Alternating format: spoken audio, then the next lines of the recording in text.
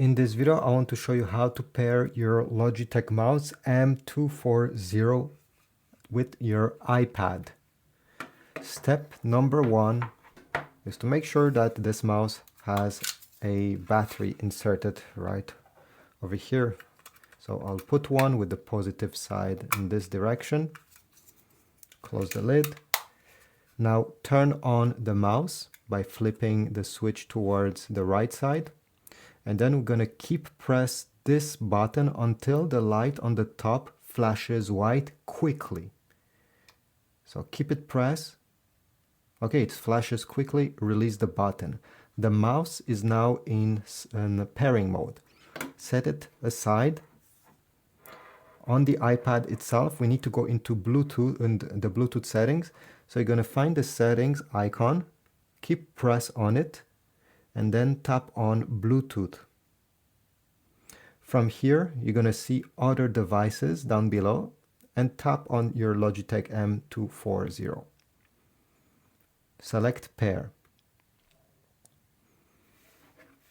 And as you see, the mouse has been paired and you can start using it. Now, there's different settings you can adjust by going over here on the left side menu of your iPad.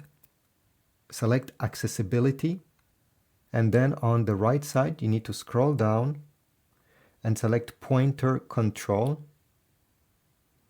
And here are all the settings related to your mouse. So you can increase the contrast of the cursor. If you select automatically hide pointer, it means that when the mouse is not in use, you see the pointer disappears, and as soon as you move it, it reappears on the screen. You can select the color of the pointer size if you want it to be super big, or you want it to be very small.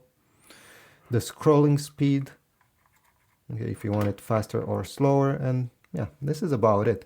Once you're done using your mouse with your iPad, don't forget to simply turn off the mouse by switching it over here.